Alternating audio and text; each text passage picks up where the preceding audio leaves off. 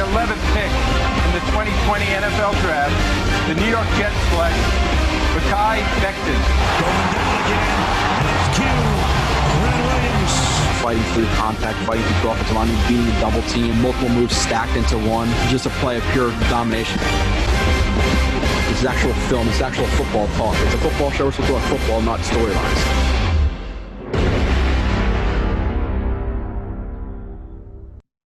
And you are listening to another edition, the 45th edition of Blewett's Blitz. Got a pretty short show for you guys today, a wrap-up of the Jets' 35-9 loss in Kansas City, which we all saw coming. Of course, I picked the Jets to lose by 19 to 25 points, and they lose by 26. So thank you for both getting dominated and screwing up my bet. So definitely appreciate that, New York Jets. But like I said, short 41 plays, 8 games left, 8 goddamn games left. I cannot wait to move past all this shit for Adam Gase to get fired, for people to stop looking into every single word that was spoken by Joe Douglas in a press conference. Well, he didn't say this or that, or, you know, hey, this word was or this sentence was laid out this way. So that means that Adam Gase is going to be here next year. I really, really severely doubt that Adam Gase is going to be here next year, but sorry for a different day, but I'm excited for the free agents, for the draft picks, 2 first-rounders, 2 third-rounders, a shit ton of cap. It's going to be a fun offseason, and hopefully building towards the future, see who the head coach is. You know, hopefully they do land with the number 1 pick. Obviously, Jacksonville is the biggest fear right now. I think the Giants win a game. I think the Texans win a game, but the Jaguars, looking at their schedule, it's pretty tough. So you have to hope they win one more game, because the Jets, you figure they're going to win at least a game.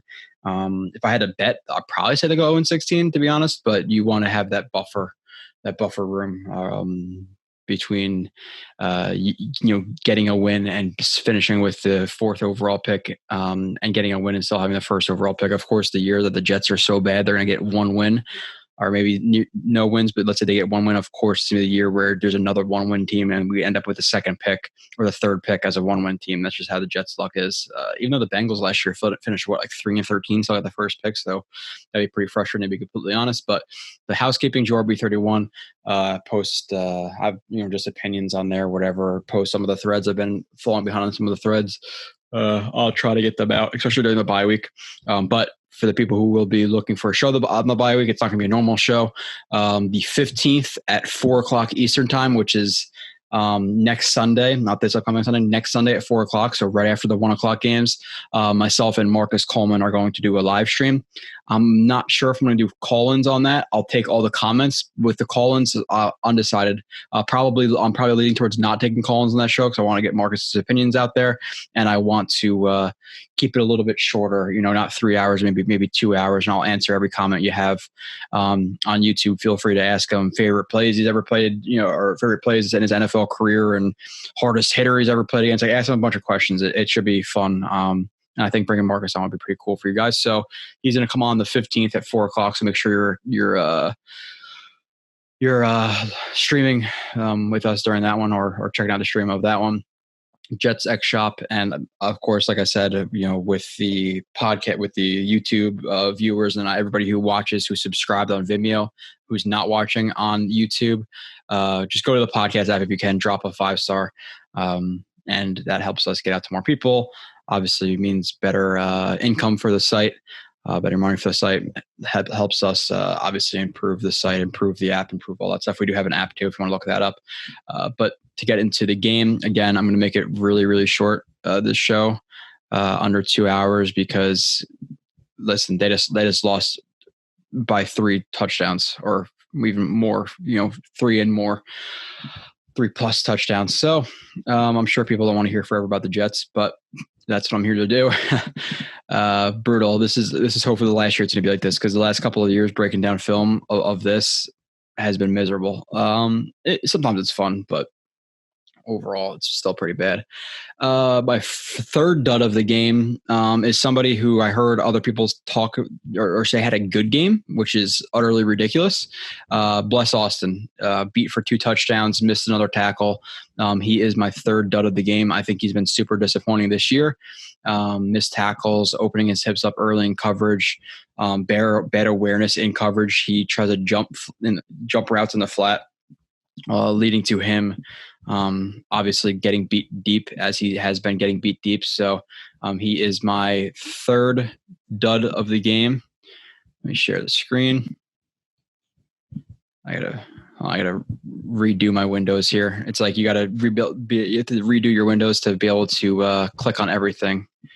Hold on, give me a second here, people. Feeling the okay, I should be good now. All right. Sorry, I had to move my windows around to be able to do this. Austin missed tackle. Okay, so this is I only have 3 plays of him again. Even with Darnold and stuff, I'm keeping this short. So I'm not going to be doing any guys extensively, but a lot of missed tackles for him. It's a massive problem for him, where he'll have, and again, this doesn't lead to really anything, but it is frustrating to watch him on the top right here.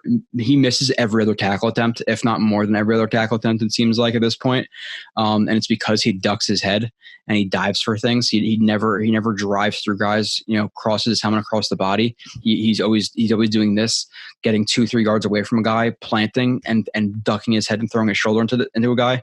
See, he just lunges right there. He's not even trying to wrap up. He just tries to go for the big hits to the legs, but he never drives and wraps properly. So, and then after he kind of gets mad right there. You could see him clap his hands, yeah, I learned freaking proper tackling technique. Again, gonna be pretty short, but he's frustrating to watch in my opinion.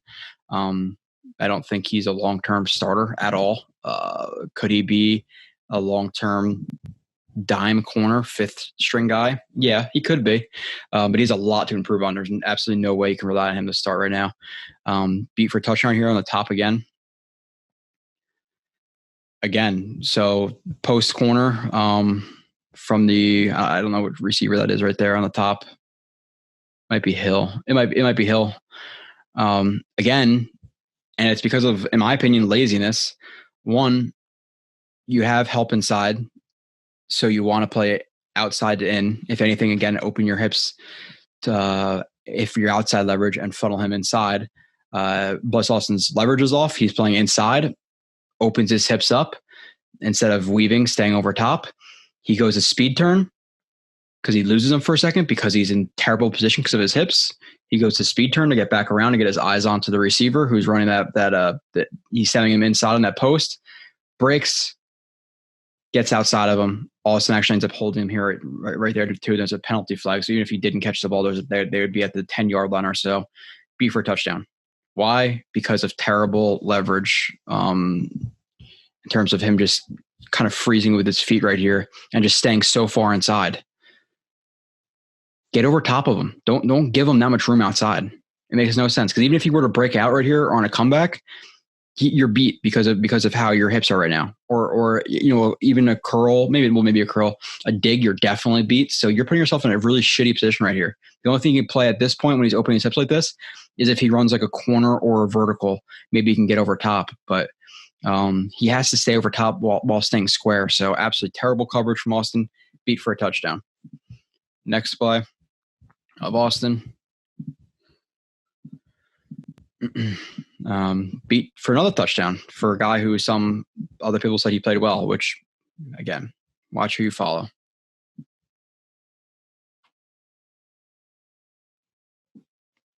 Leverage inside the heads up, more heads up. I don't like his stance right here. One, his feet are way too close. Standing pretty much straight up. Like, I know he has bend in his upper body, but his legs are pretty much straight. There's no bend in them. And right off the snap, he opens his hips up. He gives him that. He gives him the outside, and he gives him the free release because he's not ready at the snap, and he goes into oh shit mode. Why are you not ready? He doesn't react to the snap. He doesn't react until about a quarter second after Hill reacts. Opens up, again, gives him the outside. If anything, guess what? You have help inside. Hill is a burner. funnel him inside. Let this guy get over the top. Don't let him get outside of you where you're limiting your safety help. So bad leverage, bad technique in terms of just his stance before the ball is snapped. Ball is snapped. He tries to run with Hill deep. Hill runs by him. Touchdown.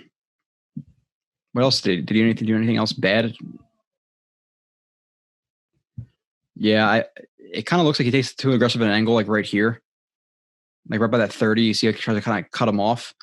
You just want to obviously get onto him. Don't try to take such an aggressive of an angle right there. That's a little thing though, but that's about pre-snap leverage pre-snap readiness, technique in terms of stance, just bad.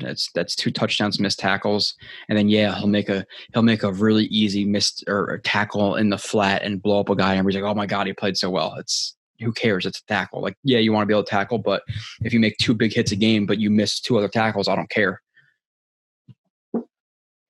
So next dud of the game is Alex Lewis. Played absolutely terrible this game. He made the interior of the offensive line look really, really bad.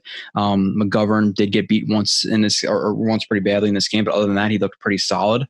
So McGovern played okay. And I'll talk about some other offensive linemen in the future, but Lewis was the main crux of this offensive line. He was absolutely brutal. And he's been the worst offensive lineman on this team by far. And I think I'm hoping that Clark takes over for him, to be honest. And it's really making the rest of the offensive line look bad. I think if you had a decent left guard in there, the offensive line looked better than it does. And the offensive line, again, if you've been watching, especially this show, it's been much better than last year. Last year's line was absolutely embarrassing. It just was. So he got destroyed by Chris Jones. And on this play, again, destroyed by Chris Jones. Comes off of the snap right here and completely telegraphs his punch. You get to see his left hand. It's not aggressive. It's not assertive. It's just laying out there. You see his right hand right here. It just kind of sits there, and he's asking for it to be smacked down. And again, if anything, you want to play inside out. Split him with your outside foot. He's outside leverage at as the ball is being snapped. Shoot with your outside, then your inside. When you shoot with your inside, 1, you open your hips up outside and you lock your hips out. And 2, if you do get beat, you're really opening up the inside gap, the A gap. So if he had McGovern, who was going to be, designed to help him, then yeah, sure. McGovern picks up his guy, which is like a TT stunt. Right here, McGovern picks up the guy that he's supposed to at this time. I'm not really going to blame McGovern. And people will blame some McGovern. Oh, well, he didn't pick him up. Lewis was passing it off to him.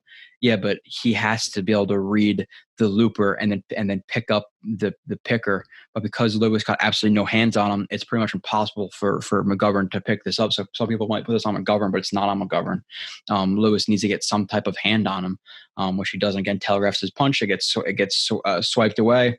And Chris Jones obviously gets the hit on Darnold, who, by the way, got hit a couple times this game. Where if Mahomes got hit like that, it would have been a personal foul. Just gonna say that because that definitely happens, especially with Mahomes and Tom Brady. So terrible job by Lewis right there. Lewis beat again. Again, I got 4 plays of him. Lewis beat, Jeff Smith drop. Yeah, Jeff Smith. We'll talk about him in the future, but disappointing for sure. Again, Darnold had a guy right in his freaking face right away because of what? Lewis getting too far outside horizontally right here opens up a wide open gap in the A gap. Again, you want to play him inside out. You can jump him. And you could shoot with that inside hand, but you better be damn sure if you're shooting with that inside hand, it's a risky bet. You better be sure that you land it. Obviously he does not land it. Or does he shoot with his right?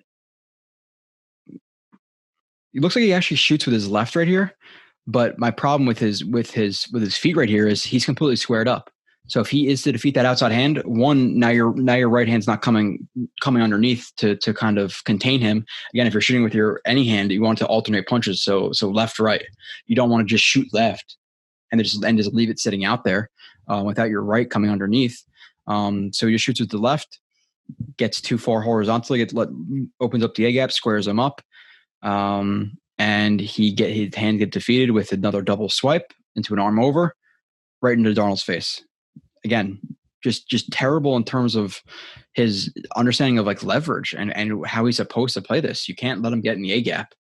Gets in the A gap again. People might blame this on McGovern. McGovern had a nose tackle in his face that he was picking up, and boom, gets the hit. Darnold hits Jeff Smith. Again, it was wobbly because his arm was hit, but the ball gets there. What happens? Hits Jeff Smith in the hands, and Jeff Smith drops it, who was targeted a ton this game for whatever ungodly reason. 2 more plays of Lewis, 14 and 38. Lewis bold. I don't want to show too much of him, but when he's one of the duds of the game, I got to show some film of him.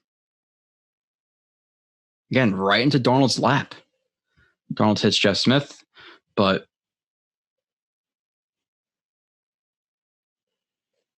again, no power in that punch. He actually does a good job with his feet right here, in terms of like splitting the defender. But why is he hopping back into a punch? The punch lands high into the neck. Again, the higher you land, the easier it is to deflect. He forks it upwards with the right hand right there, puts it on the elbow. Good job by Jones right there. Now there's no point of contact. Gets into his chest, pulls him back right into Darnold's feet, right into his lap. So Darnold's literally throwing as he's chest to back, nut to butt with Lewis, because Lewis got bull rushed back to Darnold in a matter of 2 seconds. Not good. 38. Okay.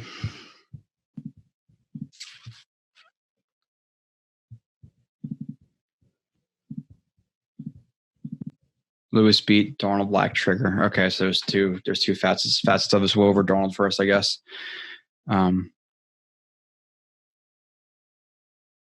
This was a third down. I forget what this is, but these are some plays that quarterbacks just need to make. Oh yeah, so sorry, this is 3rd and 5. And so you can see it. The sun's up there, so you can't really see it.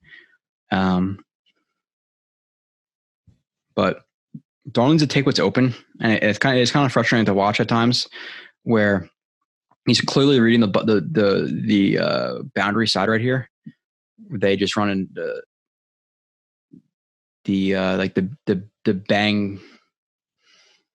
bang 8, which is like just like a flatter slant, like a skinny post, or not a flatter, like a more vertical slant. Sorry, reading the bottom. Again, what should he be reading at this point? If he's looking this way, what should he see at this point? The in route is getting carried. He's running a bang 8, a skinny post, a slant, whatever we want to call it. He has leverage inside and a ton of room vertically to this guy. What should he do? Again, you want to get the first down. It's at the 35-yard line. Hit him inside. Lead him inside.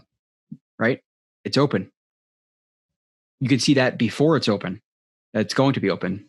If you're reading the DB, again, if you're reading what you're supposed to be, carry. This guy's creeping back. He's not even in a good stance. And you should trust Berrios to get inside of him. Berrios gets inside of him. The ball could be and should be delivered right there, even though there's a guy in his face, yes. But he should anticipate the break. Throw it. Right now. Throw it.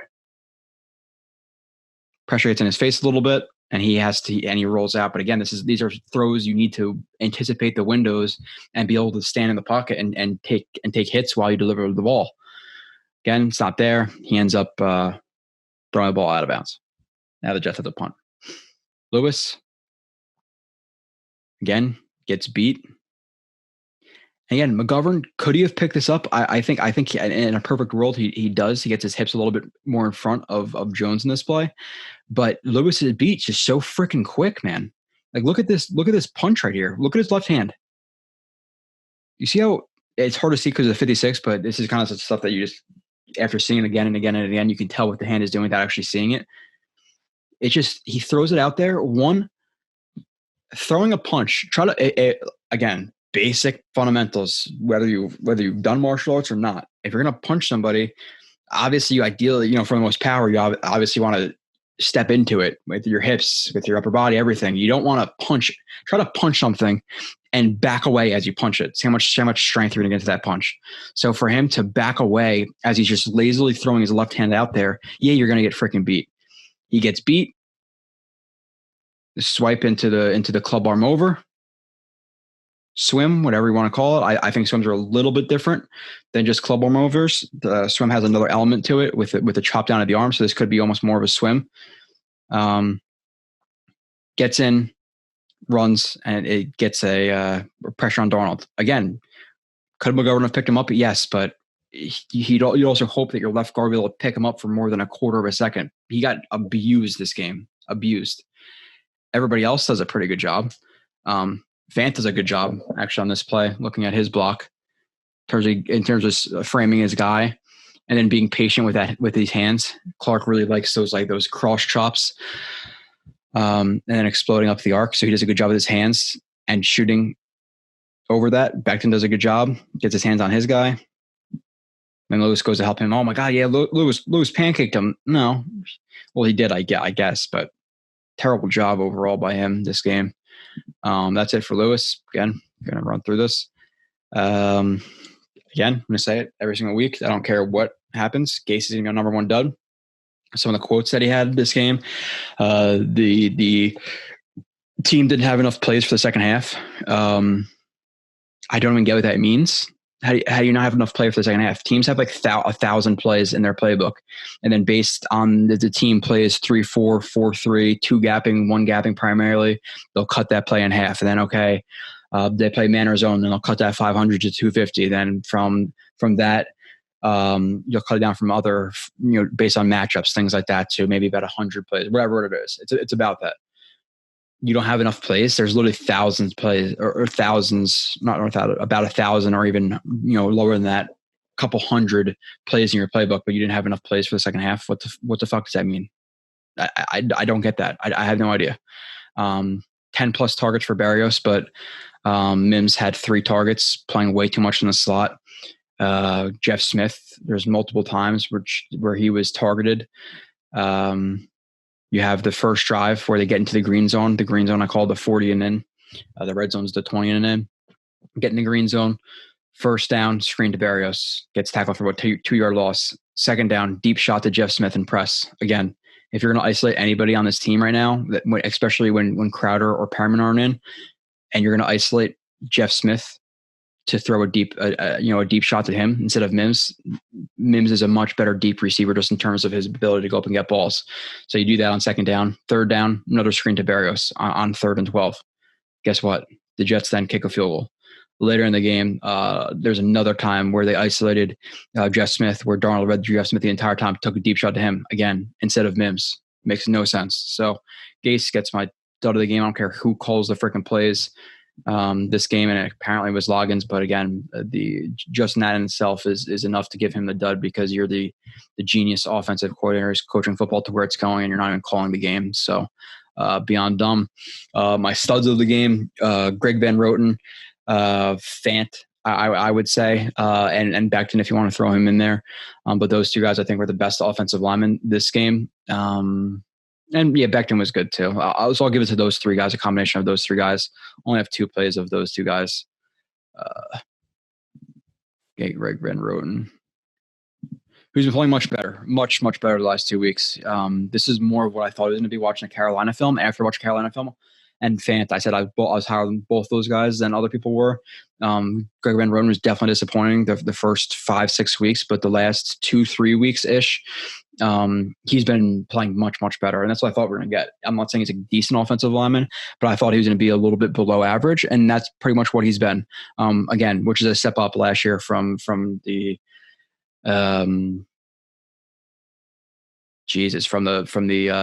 Brian Winters of the world and the Jonathan Harrisons and the McDermotts or whoever the hell was stepping in at guard at times last year. Everybody was injured all the time.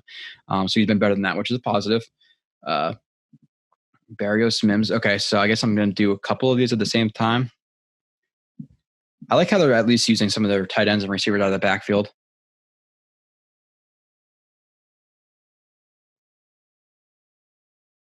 Good tight break from Barrios right there. Hesitation, freezes his guy up a little bit. You can see as he gets up to me, you kind of freeze him just a split second. Break, drive.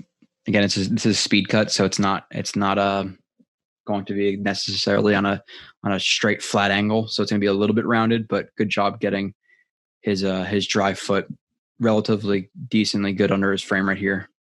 Goes over his toe, line, nice tight break, catch, tuck, turn right upfield. Good job by him. Mims on the bottom. The one thing with Mims is I would like to see him more explosive sometimes out of his stance and on his releases and defeat hands, or try to use a little bit more finesse. You see him sometimes use a little bit too much physicality where he's trying to dominate guys like he did when he was at Baylor. I want to see him use a little bit more of his explosion in terms of an athlete instead of just his physicality. You want to pair that explosion and fluidity and stuff like that he has with the physicality. You don't want to rely strictly on physicality. But get even technique, releases to the outside, reduces his shoulder, ducks it. And this is the thing I was talking about with Kyle. If you listen to the live stream, I did a live stream on Monday night with Kyle.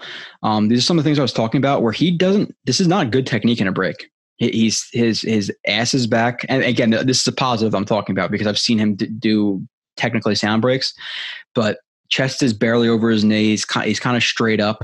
He's not really committing fully to that break.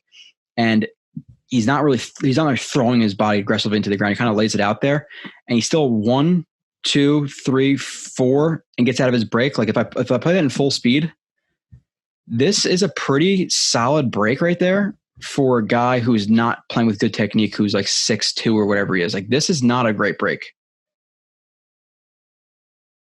It's not forceful enough at all. And even that second stop is a little bit better. There's a tiny bit of dead time right there, but overall, for bad technically wise, he's actually gets out of that relatively well.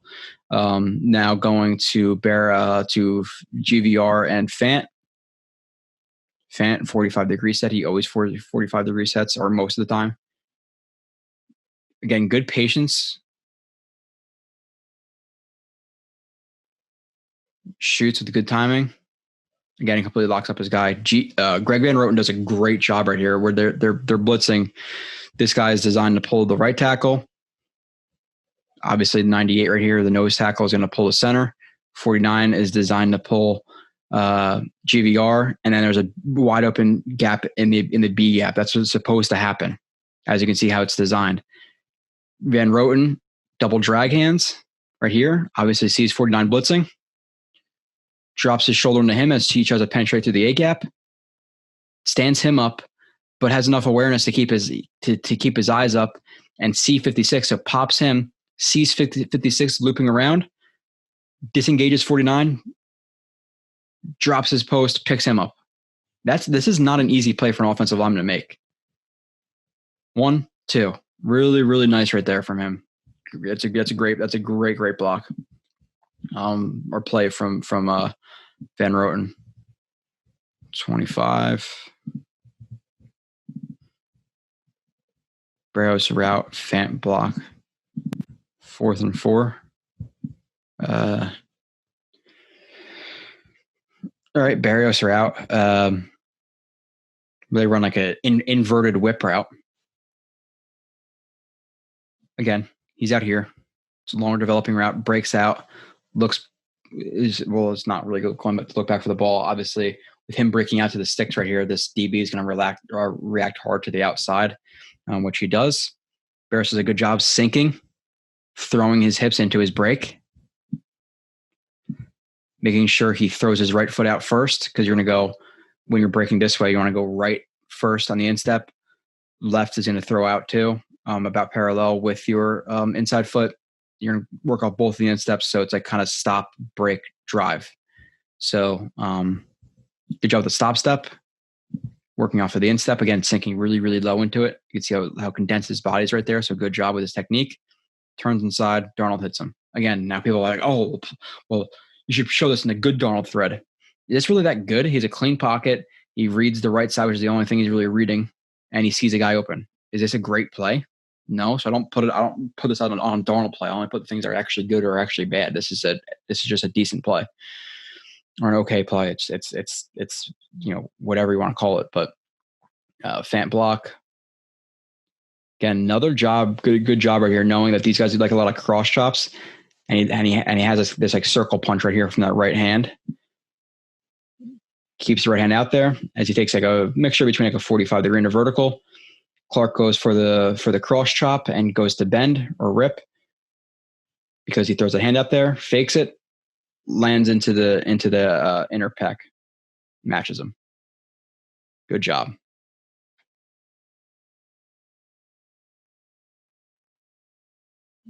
Hey, good job by Fant. Good route by Berrios too. Moving on. Number 2.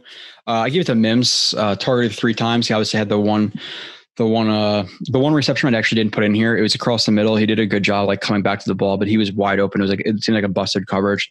Didn't put that in there, but overall, again, wasn't targeted the second half. They targeted Berrios way too much. I know that Gase and his offensive play calling really relies on slot receivers, but you got to go a little bit out of your box sometimes. And then you have deep shots to Jeff Smith instead of Mims, which makes no sense. But overall, again, he's been a positive for sure. I put him in here. 2 plays of him, pretty short. I showed the one route of him that was pretty good. Well, actually bad technically, but good in terms of his future, because a guy that big. And he's not huge, but he's still relatively big to be able to run routes as crisply as he does with bad technique. I'm really, really excited when he keeps honing in on his technique and starts to play a little bit more and stop thinking so much. He'll do that because he's probably thinking, okay, 6 step, I got to break on this foot. When you learn the playbook, when you start to get the feel, you do it naturally. So bottom of the screen right here.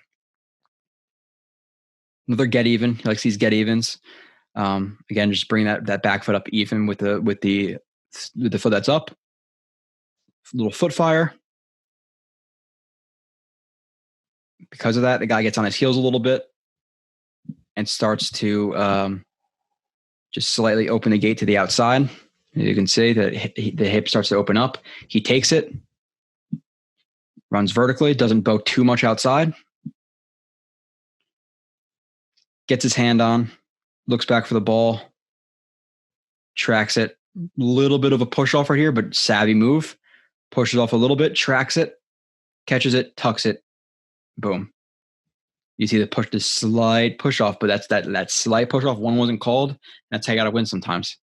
So good job tracking the ball, pushing off a little bit. Hands are pretty tight. Could have been a little bit tighter right there, but still catches the nose of the ball, tucks it immediately. Lands onto his ass. Nice catch.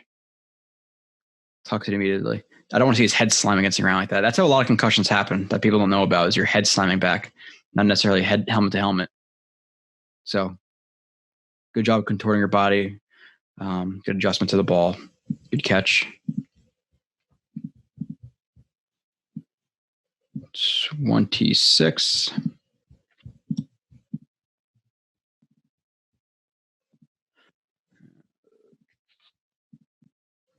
Mims wins deep. Darnold meh. Okay. He is. Let me see. I'll tell in a second. Okay.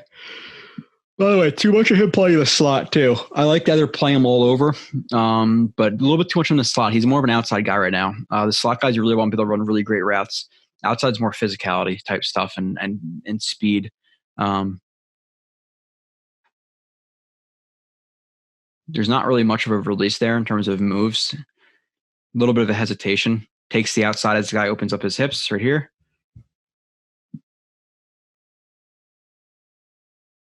Speed. Again, gets his hands on, goes to track the ball.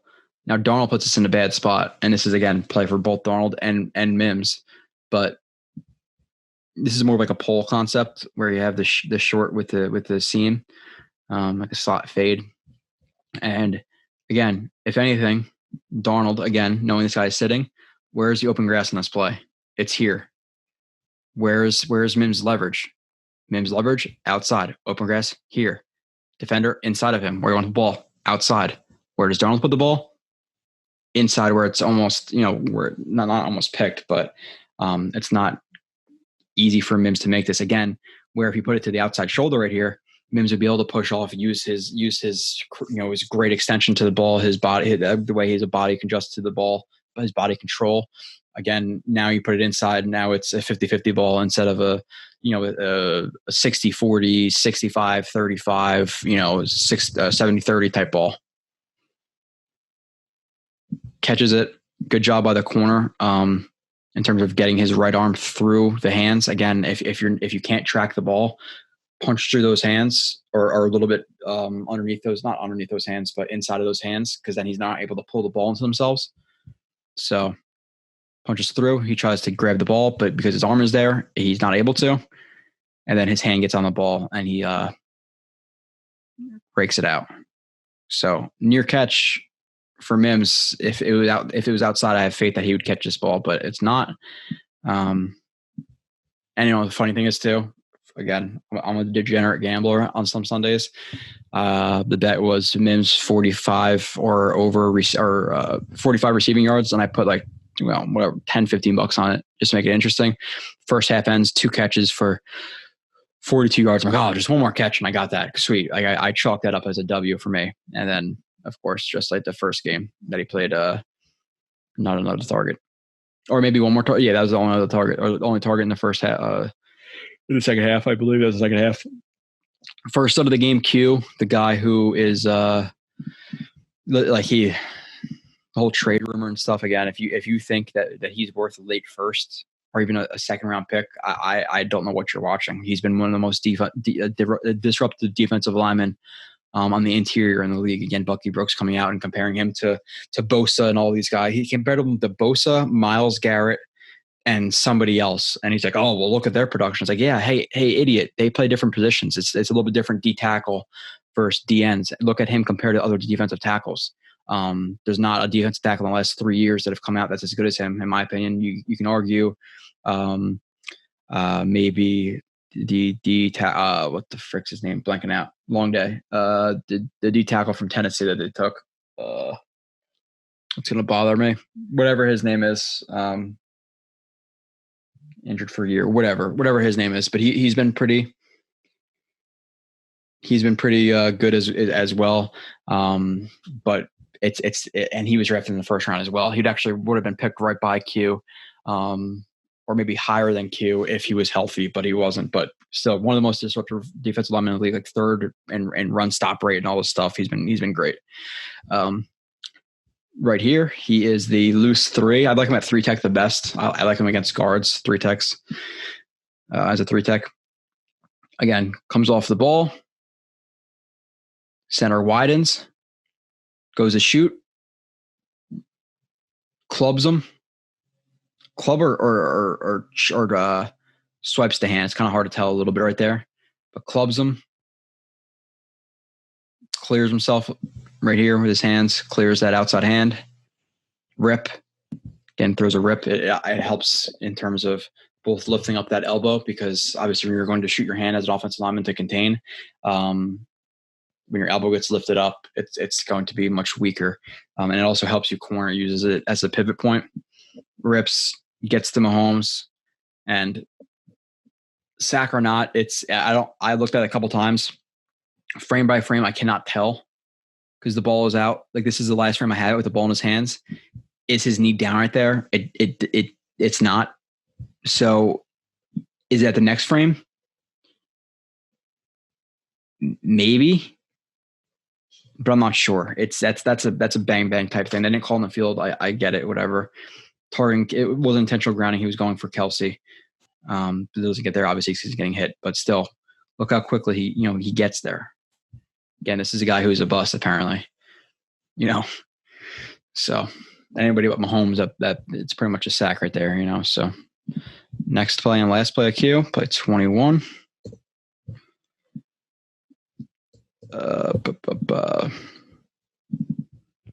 This is a weirder play. I'm not going to get into this forever because it's just it looks weird.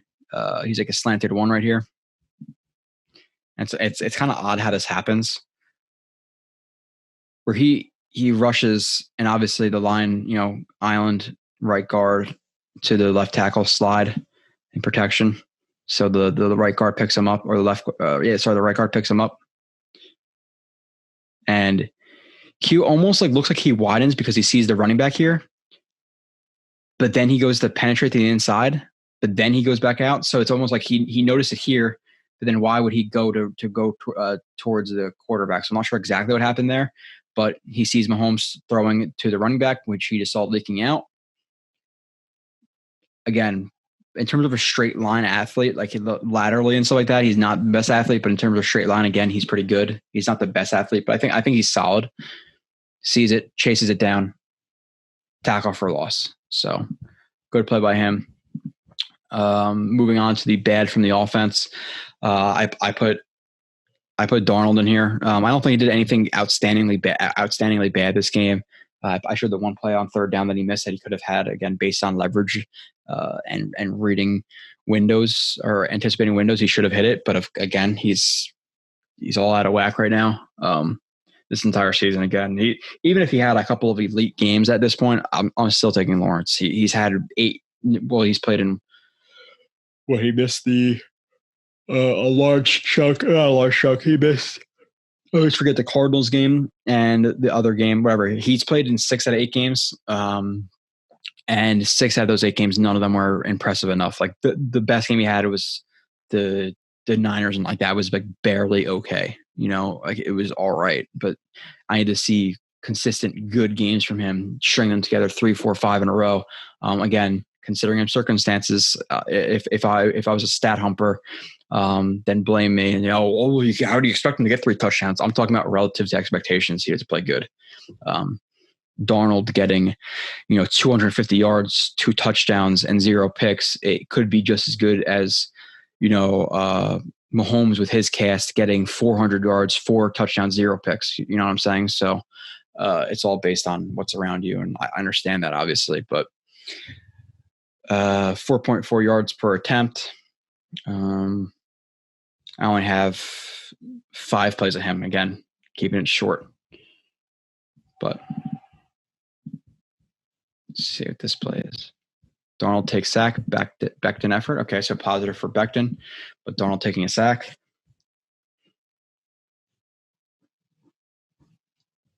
Again, these are just things I want him to and what down. It's 3rd and 7-ish, let's say. Again, snap, reading the bottom of the field. Again, read leverages. If you're going to take the deep shot, take the deep shot. You got to throw it. If that's what he's reading, then throw it to the outside, throw the sideline, and throw the ball. If you're not throwing that, you know that based on leverage, that this guy's going to catch up to Mims. What do you have at this point? You're reading right. He's carrying right here. You have an open receiver, which is Berrios. Berrios cuts to the outside, easily has the DB by, let's call it 3 yards. He hits Berrios to the outside right here. What happens? He catches the ball. He turns up for a first down. What happens? Darnold, for whatever reason, does not throw it. Hesitates, doesn't pull the trigger because he's gun shy. And even if he does hear some footsteps, he should have thrown the ball now. Again, if you're going to throw the deep ball, throw the deep ball. You're not going to throw it to Mims right there on the wheel because he's covered. He's cutting up field versus a guy with over the top leverage and who's running him down. Barros is there, open, doesn't hit him. Runs out of the pocket or starts to run, scramble, takes a sack. Again, reading the right side the entire time. He's looking most likely to Berrios right here based on where his helmet is. Even if he's not, he has to read that. There's 3 guys right there. Read them. It's a half-field read. It's nothing complex. Doesn't want to throw it. Again, runs out of the pocket. Becton. Again, a little bit too much and so people would criticize like, oh my God, Becton had a few bad plays in the Bills game. You criticize him. I'm just being fair. Becton had a decent game versus the Bills. This game, he had a decent game. That's not a bad game, but it's not a great game. I thought he played decent this game. Okay, which is fine. I thought he was going to have major peaks and valleys. I thought he was going to be really good one game, really bad another game. He hasn't had a bad game yet. He's been a top 10, top 15 left tackle in the league easily. So when I say he's okay or I criticize technique, don't go crazy. That's what I'm supposed to do. vertical set. Again, good balance in it. Good short choppy steps. Shoots his hand. My only problem with his hand right here is he's reaching a little bit. You don't want to see full extension for punches. That means you're leaning into it. You're not gonna have as much power into it, and it becomes a little bit more. You can anticipate it a little bit more because that's to travel farther distance. Obviously, getting uppercutted from 6 inches away is a lot harder to anticipate than a full wind up and hook from a foot away. You know what I'm saying? So reaches a little bit for contact. Again, wasn't going to be the strongest punch. Cross chop. Guys are going to bend the arc. And great effort by him, though. Again, gets beat. But literally, guy goes a corner, might have got a sack on Darnold, but because he gets his right hand into his hip and pushes him up the arc and pushes him past Darnold, great freaking job. Good effort there. I like that play. Listen, criticize the technique, which I did. I'll give that more of a plus play because of the effort than a negative for the technique in that spot. So great job by him there on that play. All right, next play of Darnold. 16. Darnold doesn't see Berrios. All right. Again, and this one, I think this one's a little bit more nitpicky, but this is things I saw in the rookie year that I'm not seeing now. Fake pitch. Roll out to the right. Again, not seeing anything he wants to throw. But I want to see him keep his eyes up the field. Because he does commit to the run pretty early. I know he checks to the left, but I want to see him continue to check, especially at a certain point in the game. At this point, they're already down a decent amount. If he were to continue looking down the field, again, a little bit nitpicky, could he have floated this to Berrios? There's nobody over here. Nobody here. If he continued to run vertical, would he throw this ball in his rookie year? I believe yes. Now, you have to make sure to throw it only where Berrios can catch it, so you got to be able to trust your arm right here. But again, doesn't keep his eyes downfield, doesn't keep his eyes up and runs for 5 yards. But again, could have been a potential touchdown. That doesn't see. A little bit nitpicky because he's on the run. I get that, but I wanted to put it in there. 3 more plays of Darnold.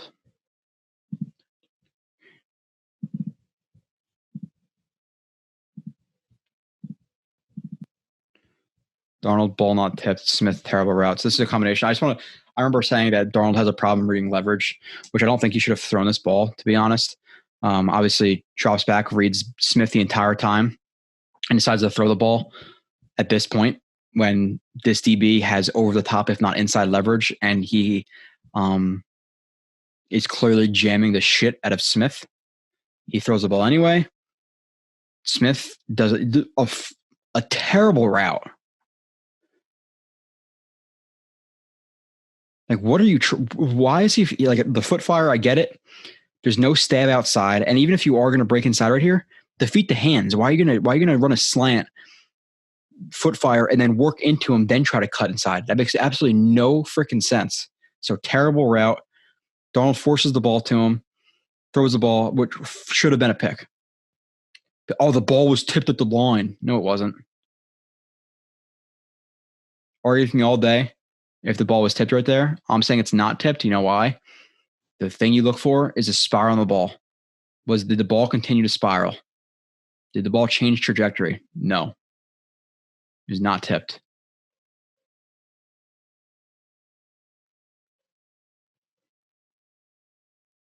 Again, reading the leverages, over the top, if not inside leverage, in the corner. Right into his hands, but he drops it. Easily could have been a pick. Terrible route by Smith. Not a good decision by Darnold. Argue with your couch. 28.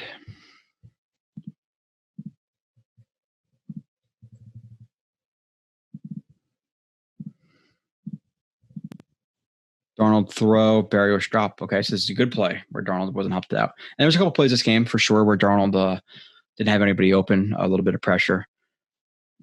that I usually do show when I keep it relatively short. So there definitely are circumstances where Darnold has a tough spot. I get that. Doesn't see anything in the opening he wants. Gets a little bit of pressure. Rolls out to the left side. Barrios adjusts his route as he sees Darnold scrambling out. Good job. Barrios does do a good job adjusting his route when he sees Darnold in trouble. Darnold hits him across his body. Hits him right in the chest. Fan gets bull rushed a little bit. Becton gets beat inside. He overshoots a tiny bit right there. Darnold sees it, rolls out, sees Barrios, gets square to him, throws it right on him, and Barrios has terrible catching technique. If the ball is lower, you can where it's like in that in between area, like almost around the hip to the belly button area, like it's really hard to decide what you want to do when you're catching it. But in this scenario, you have to attack the ball. You got to work to the ball. You can't body catch everything, because then it's going to bounce off your body and you're going to drop the ball. What happens here? It goes through his hands, bounces off of his bicep shoulder area, and he drops and it's dropped. Attack the ball. Come. You don't have to necessarily even come back to the ball, but diamond, extend to the ball. No, that's not what happens. Again, you can't catch it underhand like this and it hits you in the arm. You're not going to be able to catch it like that. You look like a freak. And again, he's an NFL athlete, but he looks like a 12-year-old trying to catch a ball right there. Drops it. Last play at Darnold. At least that's labeled Darnold. I'm sure there'll be another one. Darnold, bad ball.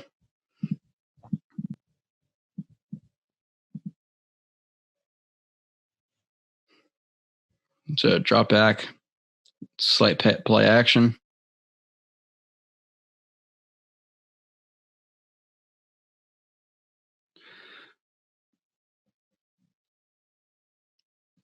You have the crossing route right here from looks like Jeff Smith. Jeff Smith comes across. Darnold obviously starts to scramble out to his left side. Sees that he wants to throw the ball to Smith, who is open. NFL standards. This is open. He's getting carried. He's in the flat. He's looking to you. Doesn't know this guy's behind him, and he's outrunning a linebacker. You need to hit him. He throws the ball too far, and again, people are going to say, and I can slightly agree with it, that has some miscommunication here where he slows down, but just put the ball on his body. You're leading him into the DB. If anything, again, I want to throw it a little bit shorter than the DB. He throws it to an area where the DB almost has a chance to pick it.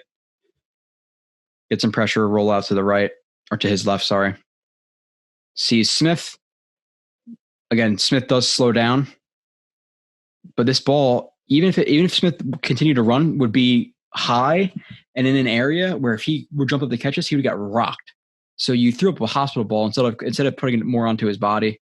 So he misses him. I know there's a slight miscommunication here where he sees, and again, I think this is why, is because he expects Darnold to put it on him because he sees the DB. He's looking there. He's not looking at Darnold. He sees the DB. He goes to slow down a little bit. Darnold puts it too far. A little bit of miscommunication, a little bit nitpicky there. That's a bang bang. Not going to kill him on that play, but you want to see him connect there. I would say Jeff Smith, my next bad of the offense. He was pretty terrible. That route was awful that he ran. My other one is Herndon, who's been a complete ghost this year. I didn't expect him to have a great year. Again, I thought his rookie year was overhyped. I said that before the season. I have plenty of receipts. I think he's that great. I thought it could be an okay tight end. Or his rookie year was okay, and he would be okay this year, but he's been brutal where you don't want to play him. He touches the ball. If he throws to him, he drops it. If he does catch it, he fumbles it. And, he only had 2 fumbles. Yeah, he has like 4 catches. Not 4. I think he's like 10, maybe. So I don't know how many. Something right in there. So I literally just put Herndon sucks. He's terrible. He's awful. Drop back, screen pass. Again, this is 2 screens that he's fumbled. Stays in the block. Good job getting under his guy and blocking. Leaks out. Ball in his hands. He runs for a couple extra yards. And he holds the ball like a loaf of bread when he comes into holes. Two things is, one, it's not tight enough to your body right here, even with your left hand. And if you know you're coming into contact right here, if you know you're about to get hit, you see this guy flying in, 2 hands on the ball. It's a really, really simple concept. It's probably one of the first 5 things you look into learn in football is 2 hands on the ball. That's it. You're coming when you know you're coming into contact, especially in a situation where there's multiple guys in that contact window. 2 hands on it. What does he do? He almost goes to brace with that forearm with the ball in his hand, and it pops out. Holy shit! I would have never imagined that if you go to brace with that forearm that the ball is in, instead of tucking it tighter to your body with 2 hands. Again, what is his right arm doing? Fumble. He sucks. He is awful. I was hoping he got traded yesterday. I'm surprised there's a couple of guys didn't get traded. Like more guys didn't get traded. Like Jordan Jenkins, Desir, whoever you want, get rid of them. But this didn't happen. So Herndon, he's in my bad of the offense, obviously. Miscellaneous plays that were bad from the offense. I have 2 of them. McGovern beat again. He did get beat once this game, but overall, I don't think he was that bad. But this play was bad. Again, Chris Jones is one of the most dominant pass rushing defensive tackles in the league. I'd say second to Aaron Donald in terms of pass rushing. Run game, he's not as consistent. But McGovern snaps the ball. Again, with him being a slanted 2-eye, you know that he's going to be aggressive, slanted, or more to penetrate gaps really quickly. You're almost getting that runner stance, and you have to anticipate quick contact right here. So you want to see McGovern snap this ball and get his right hand right into him. Hand goes up, but his hand drops. He snaps the ball. Again, this is hard for centers because you have to snap the ball and then get your hand up. So it is very hard, but his hand drops right there by his knees and comes around, gets his chest controlled. Again, if he is this slanted too, again, it's not an easy position. I'm not saying it is. Snap the ball, cover with your feet. So snap, jump over here. He snaps the ball and widens out, and then goes to get his hands on, but he doesn't widen enough. You want to choke him off, cut him off. So I want to see him widen out a little bit more here as well, and be a little bit more aggressive, assertive with that right hand. Gets his chest controlled, throws a rip, Donald gets hit, and the ball goes over Herndon's head. Play 30. That was bad from the offense.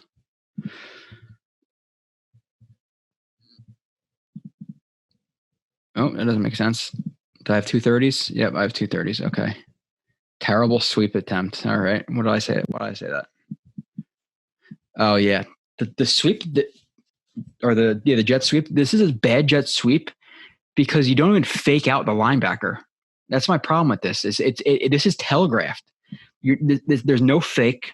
They're not meshing. It's not like he meshed and then tossed it or went to fake mesh and then tossed it. There was no fake mesh here. He telegraphed it. He looked there immediately. He's not coming up on him. So if you're reading this, you're seeing Darnold looking this way. So unless it's a fake jet sweep and then he hands it off, which would take a lot of time to develop, it's going to be a jet sweep. It's telegraphed. You have a good play call, obviously, too, with the blitz from Matthew. So it obviously hurts the call, but it was telegraphed. Matthew sees it, takes his angle to it, tackle. Jeff Smith isn't ready at the snap. The defender moves before he does. He's high up in his stance. His hands are on his knees or near his knee. At least they look like he's on his knees. He goes into oh shit mode and then tries to throw a block and just stands there. It's not like he fights to get back in a play. Just stands there. Jeff Smith's been bad, man. He's been bad and throws his hand up like, oh my God, what did I do? He's been disappointing for sure since like all the hype. You know, again, these are guys who people get attached to, 5th, 6th string guys maybe next year, but they're Jags that, you know, that's what they are. Bad from the defense. A couple plays in here. Not too much left. Huff and Basham were quiet. Huff had like 60 to 70% of the snaps, I think. Was pretty quiet. Didn't really produce. So a little bit disappointing. But again, you're going to expect some peaks and valleys of him. Basham was quiet too. Williamson obviously got traded for Williamson in the 7th to 2022 7th for 2022 5th. He moved up 2 rounds. Completely fine with it. He wasn't getting re-signed. Anyway, he was bad. Let up a ton of plays in coverage. Not going to show up a lot of him. Desir was overall, he wasn't awful, but he wasn't a positive still. He let up that annoying 3rd and 14 or 3rd and 16, whatever it was, where he's playing off. Ashton Davis played poorly. I got 3 plays of him. The long touchdown run, which is on a couple guys. Hewitt, Davis, Basham I put. on this play, which is another jet sweep. Little pop pass. This counts as a touchdown pass for Mahomes. I guess the ball goes forward, but Basham on the edge right here, not the best recognition. He's obviously reading it, but hesitates way too much. You know that they run a lot of these plays. If Bell is working opposite of the sweep, that's not really going to be responsible anymore. Even if you were to shoot up field a little bit too much right here, and then Bell gets the ball, just shuffle and maintain your backside gap responsibility. But you don't want to get outflanked around you. So a little bit slow right here to read that. Austin maintains outside leverage. I'm fine with that. Davis comes down. The problem with Davis is he maintains outside leverage, but he never makes a move on the ball carrier. Look, you have inside pursuit. Attack him right here. There's a window to hit him. You don't have to stay outside for so long. You have inside pursuit. Come downhill a little bit. Still maintaining outside leverage, but work towards him. Close that distance. What does he do? Stops his feet. Never closes that ground. Just gets completely frozen. Runs right by him. What are you doing there? And then you have Hewitt too, who again, you see the jet sweep. You know that everything picks jet sweeps, everything you want to work to the sideline because you're working away from the inside pursuit. So if anything, you want to work over the top to contain it and toward the sideline. What does he do? A guy with not a lot of speed has a guy working into the arc to block him, and again, just contain the run. He tries to go underneath, which at this point, even if he was to run straight, I don't think he cuts off Hardman. So he has to run at a high angle. You're never going to get Hardman if you undercut this block. What does he do? Undercuts it and takes himself completely out of the play. He needs to stay over the top right here. Davis needs to maintain outside leverage or get outside leverage, which he does, but then work towards him. You can't just completely freeze and not even get a hand on. Basham is slow to recognize again. You see right here, he's just slow to recognize it. Bad job by Basham. Davis comes downhill, frozen, cuts inside of him. Work towards him at this point. Here, I'm following the outside leverage, but start to cut him off now. Get it, still outside leverage, but work towards him. You can't just let him run by you. So bad job by Davis and bad job by, again, Hewitt, who at this point tries to go underneath instead of over the top, which makes no sense.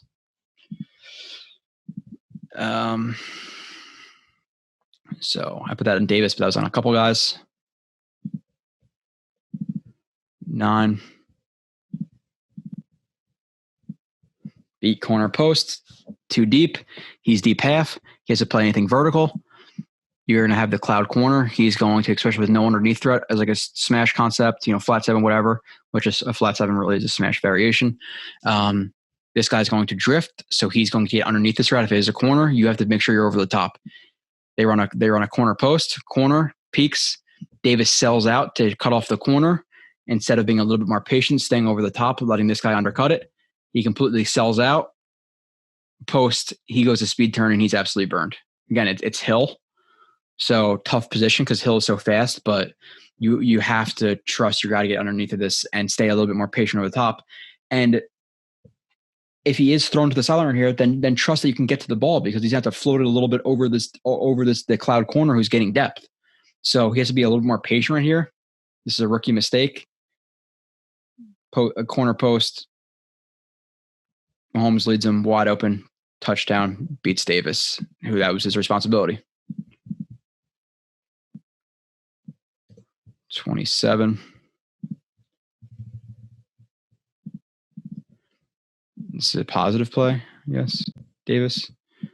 They're capping Hill. They're capping Kelsey. Looks like man, but he's really a man on him, just deeper coverage. They have that corner blitz right there.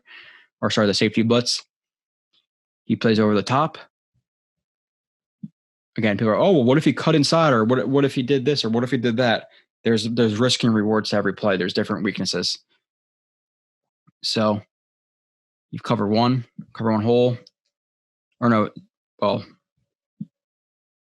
actually this is like a cover, something cover 1. It's just it's like cover 0 with a hole defender because there's no deep guy. He's in man.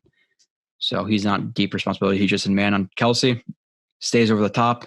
sees him breaking outside, drops his weight, and explodes and cuts off the route. Good job, good angle to the route. And obviously the ball is overthrown a little bit, but good job right there, staying square and exploding once he saw him cutting to the outside. Jenkins not making any impact. I put him in here. I put one play of him in here.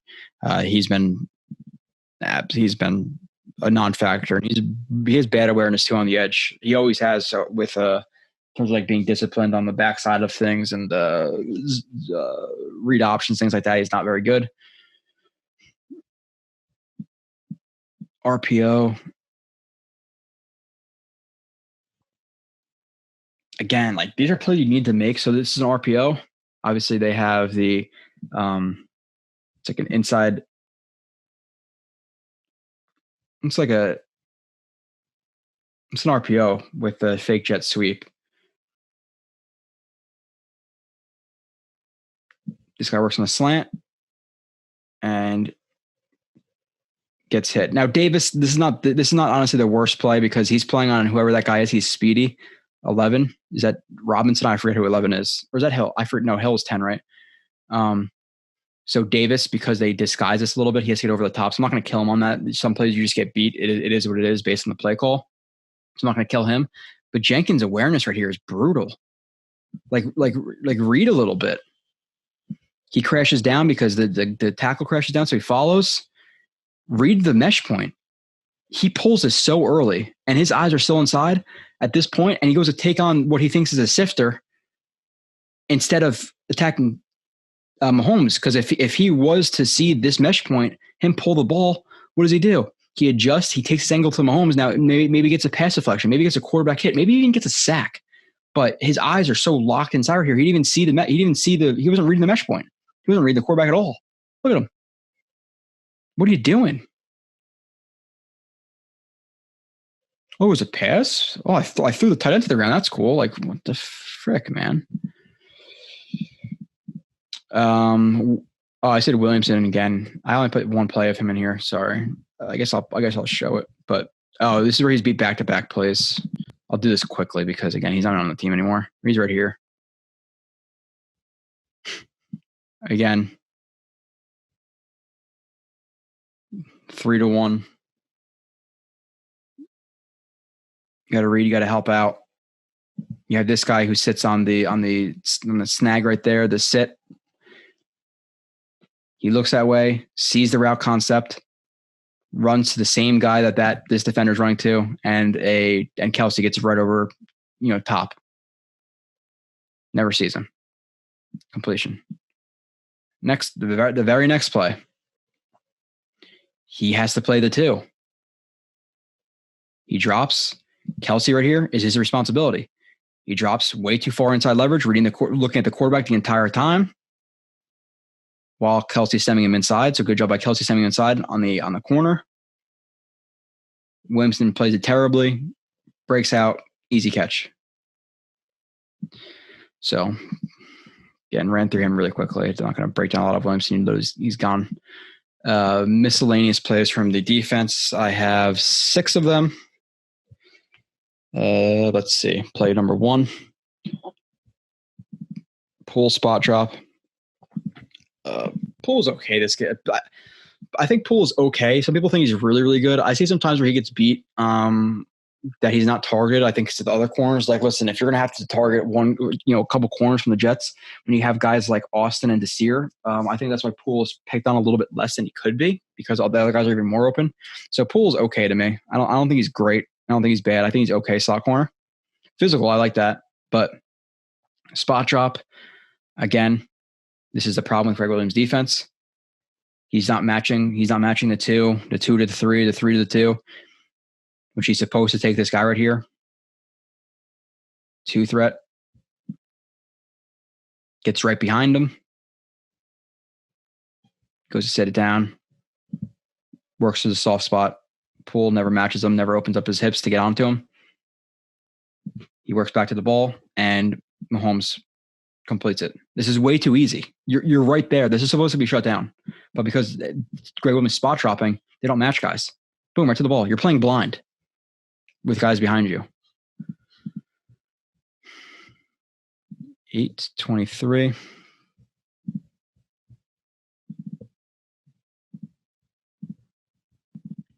Poole almost beat deep. Okay, so yeah, criticize him a little bit this game then. Inside leverage. Again, a play where heavy inside leverage, you open up your hips right away to a speedster in Hill, which is like, if you're going to play off, but make sure you're over the top of them. Don't play so far inside. Hill just speed releases to the outside, and that's it. That's all you got to do. If you're gonna play with such heavy inside leverage and open up your hips, then he's gonna take that outside. But at least if you're over the top, you can work towards him and choke off that route. But he's playing with too far inside leverage. Hill takes it outside. Mahomes trusts him to win the outside. Mahomes overthrows him a little bit. But again, in the NFL, if this ball is on target, he's beat.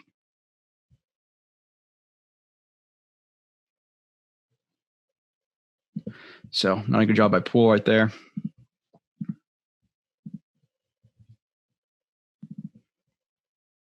Hewitt beat for TD.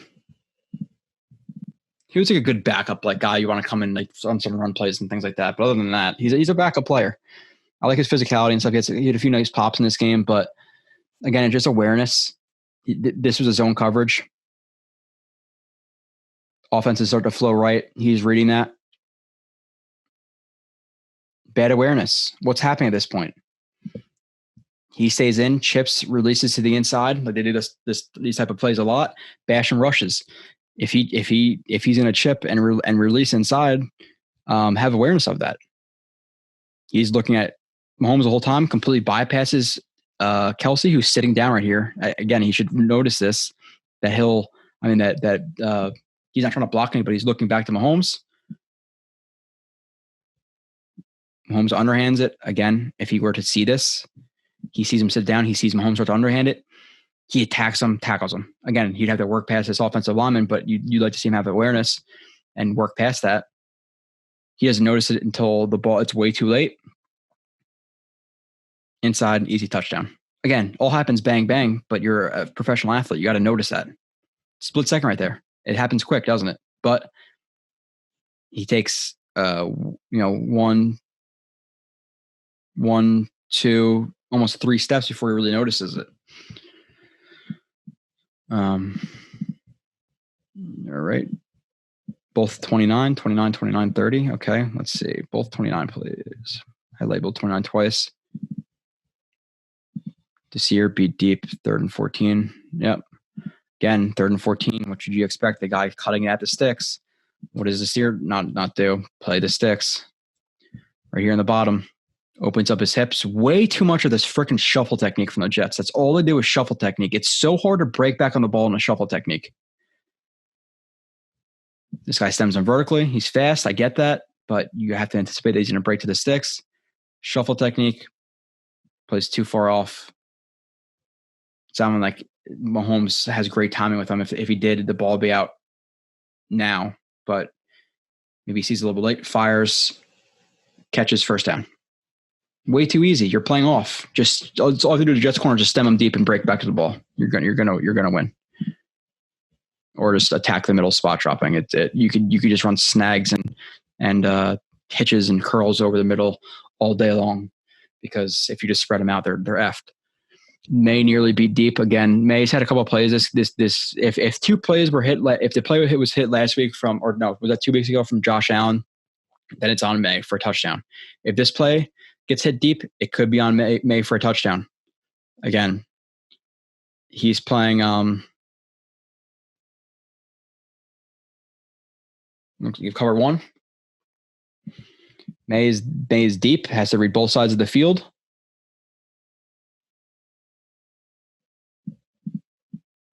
He's cutting too far outside. He cuts inside. Your eyes need to flash right back to the other side. I don't know why he deemed this side to read first, but again, you want to stay square. When you stay square, you allow yourself to work back and forth and have much more fluid eyes instead of being so like herky jerky. Your hips are open like this. Now you have to read this side. It's harder to read this side. You're open like this. So, if you want to work this side, weave. Why can't guys stay square? I don't get it. So it doesn't say anything doesn't say anything that he's to get over the top here. Again, now read this side. Flip around. Speed turn, transition, open your hips up, whatever. Read this side. He sees Mahomes start to go to load up to throw the ball, goes no shit mode, throws the brakes on because he doesn't see this guy. Mahomes loads up and throws the ball on a post, skinny post, or seam route. He could have just broken. It doesn't have to be by design. He could have broken his eye that because of the leverage that Poole had. And again, if this ball is connected, now Poole and May were just beat for a touchdown, which Poole was almost just beat for a big play the other time too. Poole opens again, shuffle technique, lets him take the inside hip and just burns him. You can't just let speedsters take an open hip all the time. So not a good play there. Did both 29s, one more play. 31.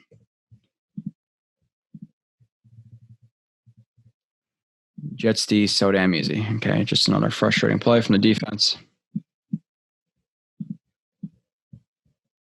Again, it's all you have to do. Look, it's not hard. Just they spot drop. They open their hips too soon. They're afraid of your speed. Clearly, number 11 just runs to the 45 and just turns around. He just runs a stop route.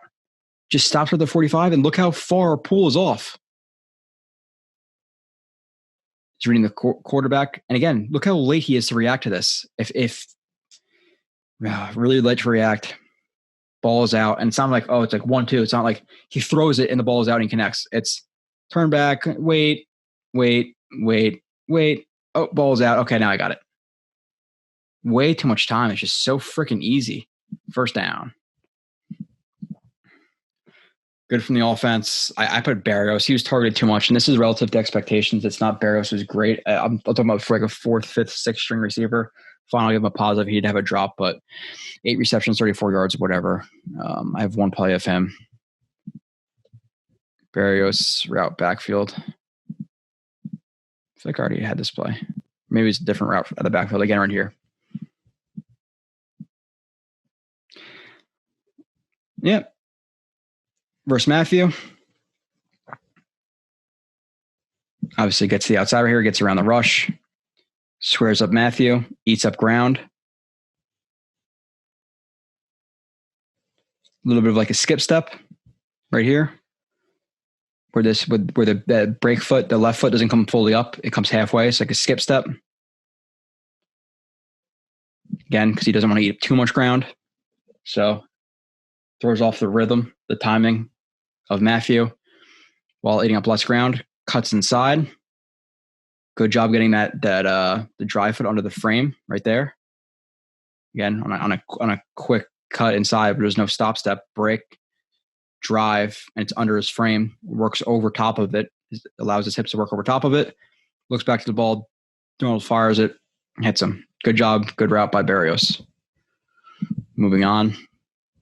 I put Perrine was okay, but he doesn't really make people miss. His vision's lacking. Let's be honest. He's been not very impressive when he comes in. I'm not gonna lie. I think he's been okay at best, if not a little bit disappointing. So Barrios 9 yards. Perrine 9 yards. Got tight zone split. Again, this is a pretty big hole. This is nothing really super impressive. As he's taking his handoff, look at the helmets. Outside. We're going to cut inside, correct? Cuts inside. As he does that, obviously these guys still have outside leverage. Fant works up to the second level. This is open. He takes it. Nothing crazy. I don't know why I put that in there, to be honest. 17. Pre-meth vision. Okay.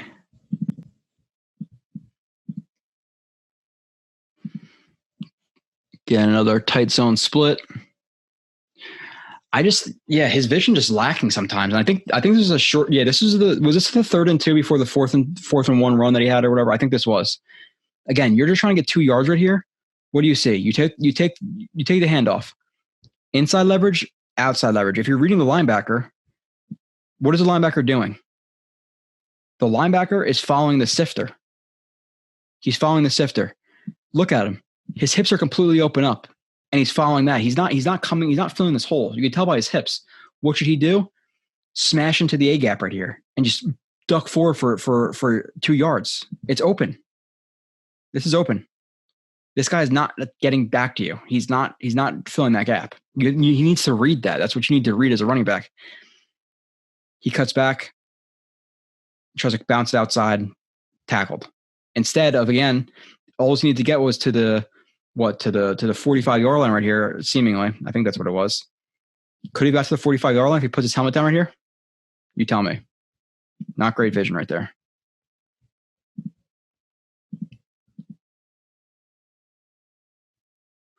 I put him on good up for the offense. Whatever, I guess. Becton, I only have 2 plays of him. I put him in the good again. This was an okay game from him. The vaunted play on Twitter from Becton. Again, I come here to speak the truth to people. This was a largely overrated play, to be completely honest, from him. Mid zone. This guy's outside leverage. If anything, he wants to get his hips a little bit more vertical and then outside and kick him out. My problem with him is here, his hips are open to the outside, and he's kind of letting Clark anchor down a little bit and string him along, where his hips really aren't into this block. So once his hips more into this block, they engage. Lewis is 95% the reason that Clark goes flying right here. I'm going to be very honest. He anchors down. He's working off the instep. Versus Becton, he's not in the air at all right here. He's anchoring down. He has leverage on Becton. He's not going to stand him up because Becton's Becton, but he's not going flying right here. There's no way.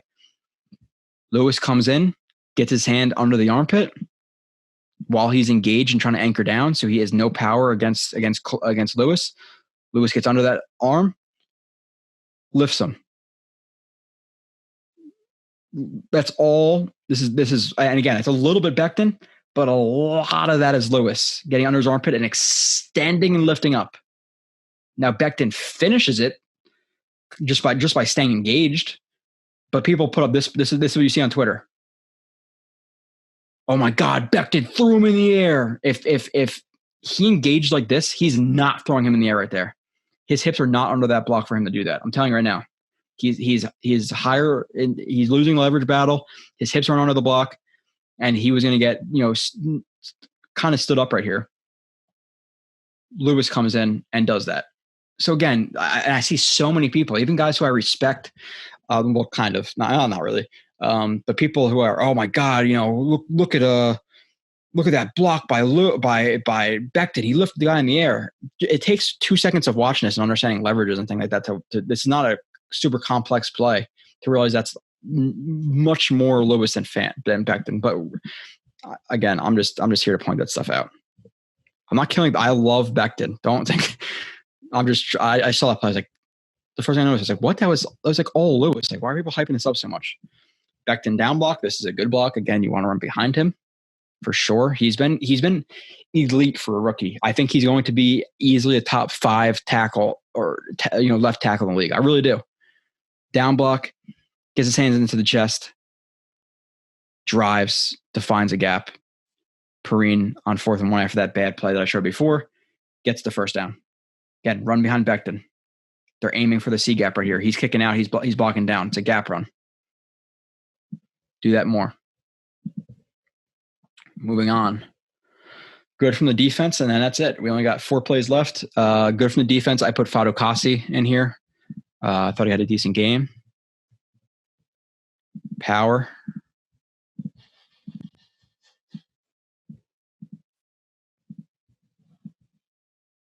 Aggressive step up field. Spikes the double the combo block right here. Puts his helmet in between the combo block. Spikes it. High leg postman. Splits him. Postman comes in. Drops his shoulder into him. Eventually gets his eyes on the running back. Sees the running back's track and just throws. This is just power for him not to have really great position on the center. He doesn't have bad position either, but for him to just turn, see the running back, which by the way, Bell didn't look good. He had like 7 carries for 10 yards or whatever. Like he did not look good at all in the Chiefs, which again, he there's a lot of plays on the Jets I showed this year, even before he got traded. I was like, He's not the Bell he used to be. Obviously, the Jets situation did not help him. Obviously, Gase need to use him more as a receiver, et cetera. But power from Fatukasi to just drop his weight right there and just throw him right into Bell. Good job by Fatukasi. 39. All right. We're pretty much done. 3 more plays left. Two more of whoever it is after this. Who I said, I forget. Zero tech. Combo. Good leverage. Hits his hands inside. This the left guard uses like this gallop technique to close ground, create power. Fatukasi feels it, drops his hips, working off the inside, the instep. Crosses his face. He sees again. Once he widens, he takes on that the combo. His eyes go inside, sees the running back, drops, sheds the arm over, boom, tackle. Oh, back to back run stuffs right here. 2-eye, loose one. Step up field.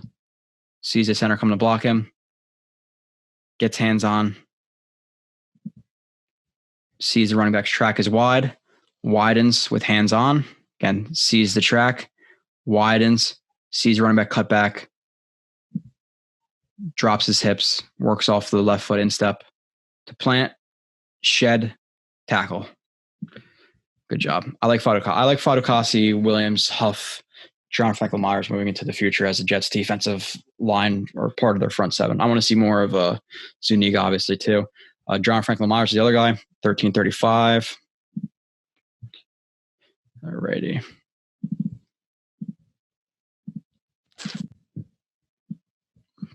Run stuff 3rd and 2. He is the 4-eye loose 3. Come over loose 3 there than a 4-eye. Step inside. Right guard comes to take him on. He sees that. Widens. Sees it. Widens. Double swipe. Penetrate. The center goes to pick him up, but he's a strong guy. Like that contact like that does not bother him when he's working in a straight line. So sees the right guard coming, double swipe, power, boom, right into Bell. Blitz also got to chill on that a little bit. I see some refs throw some flags like that, so he has to chill coming in for the late hit on that. But look at that! Look how quickly he wins right there. Just bang right into Bell. Awesome job. Last play. 35.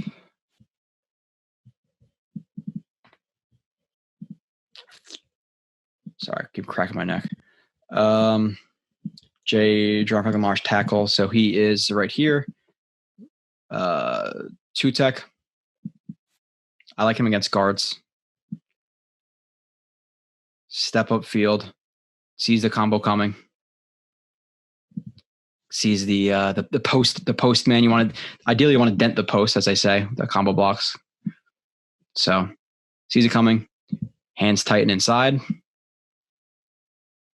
Sees the running back's track is wide. Drops his hips. Explodes over the top. Crosses the face of 67. Tackle.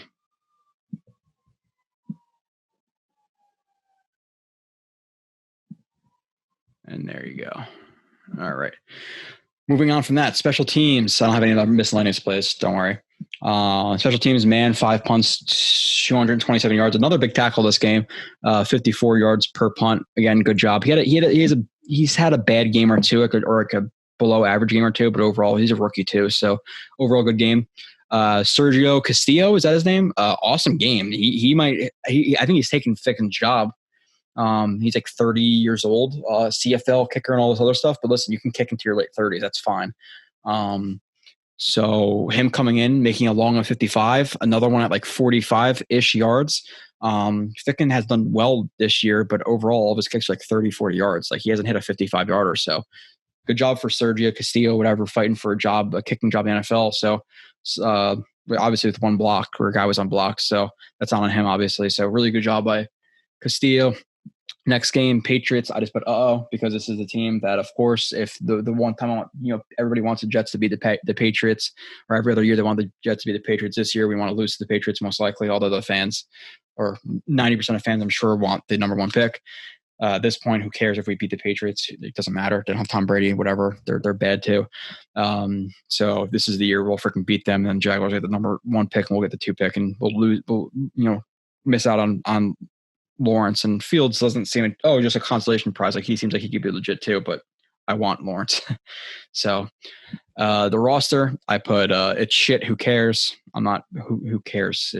Whatever at this point. When the Jets are a serious team, I'll start doing breakdowns and all that stuff of this a little bit more. I don't really focus much on this is the scheme they run and stuff like that, because I have to put my time into the game that happened last, because if this was my full-time job, I would do full breakdowns of their scheme and all that stuff. I can't. Jets injuries, I think everybody's pretty healthy. Crowder's a question mark. I think Perryman's going to come back, so we'll see. Hopefully Zuniga plays a little bit more. McDougal, I think, is still going to be out. Hopefully Clark comes back. Hopefully he starts at left guard. That'd be awesome. How to win, whatever. My score prediction, Patriots 24, Jets 16. Predicting the Jets to lose by 8 points, which is their tied for their lowest margin of loss. That's tied for their lowest split in the game, whatever. Pick'ems. Last week, Steelers. I picked the Steelers. They beat the Titans 27-24. Oh, I screwed up this. How did I screw that up? Okay, I screwed up the games from last week. I didn't edit that right. Right? Yeah, I screwed that up. So we'll do that. We'll do that next week. I don't know why I didn't pick the games right. This week, the pick'ems though. A lot of games in here that I thought were pretty close. The 2-5 Pats at the 0-8 Jets. I pick the Patriots. The 5-2 Packers at the 4-4 Niners. The Packers have lost 2 in a row. They struggle clearly against the run game. They got dominated by Cook, and now they're coming in versus a team who knows how to run the ball. So that's going to be a good game, but I'm picking the Packers. I don't think they can lose 3 in a row. And Jimmy G is out, I think. Next game, the 5-2 Ravens at the 5-2 Colts. Again, Lamar Jackson's a guy like Deshaun Watson. I think he's a little bit overrated, where if you actually make him throw the ball, I think he's just okay. And he's been struggling a little bit. They got beat by the Steelers last week. But they're at the Colts. This is not a must win for the Ravens, but if they want to hold their spot as one of the upper tier teams in the AFC, which I think is them, the Steelers, and the Chiefs right now. And then they got to win this game. I'm picking the Ravens. The 5-3 Bears at the 5-2 Titans. The Titans just lost to the Bengals. The Bears have lost a couple close games. Do they bounce back? Do the Titans, start to skid a little bit? I'm picking the Titans. The 3-4 Lions at the 2-5 Vikings. The Vikings are so hot and cold. The Lions are a little bit hot and cold, but I'm taking the home team here. I'm taking the Vikings.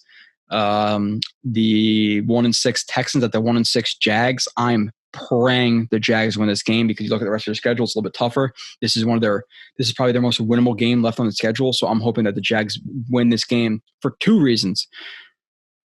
One, because the Jags have a harder schedule. I think the Texans are more talented with Deshaun Watson. They're going to pull out another game.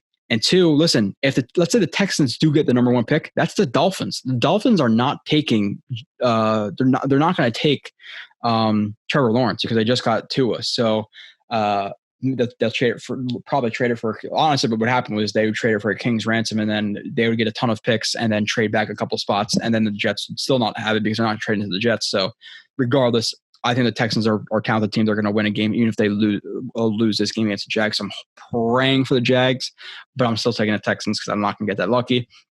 The 6-1 Seahawks at the 6-2 Bills. I am taking the Seahawks in that game, who had a disappointing loss 2 weeks ago against was it the Niners? I think it's the Niners. But I'm taking the Seahawks. The 3-4 Broncos at the 2-6 Falcons. The Falcons look like they're on a track to win a couple games, but then they lost last week or 2 weeks ago. Broncos are hot and cold, but I'm taking the Falcons at home. The final game, the 5-2 Saints at the 6-2 Bucks.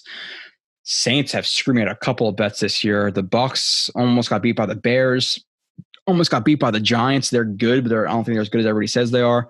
But I'm still taking the Bucs. The Saints, they just screwed me too many times this year. So to recap, I'm taking the Patriots at the Jets. I'm taking the Packers at the Niners. I'm taking the Ravens at the Colts. I'm taking the Titans at home against the Bears. I'm taking the Vikings at home against the Lions. I'm taking the Texans on the road against the Jags. I'm taking the Seahawks on the road against the Bills. I'm taking the Falcons at home against the Broncos, and I'm taking the Bucs at home against the Saints. Thank you, everybody, for listening. Next week, I'll have the show, the recap of the Patriots game. And then again, Sunday, the 15th of this month, 4 o'clock live stream on the YouTube. Check that out again. Marcus Coleman. Ask him anything. I'm probably not going to take phone calls, but regardless, type to him, ask him favorite play of his career, his worst play of his career, the guy he's struggling against the most, the hardest hit he's ever seen. I want you guys to ask that because I want it to be super fun because I don't think it's very often you guys get to interact with with NFL defensive back veterans who played 11 years in the league and was a Jets player. So let's have some fun with that. So check that out. Drop those ratings, drop those reviews. Appreciate you guys. And I'll see you soon.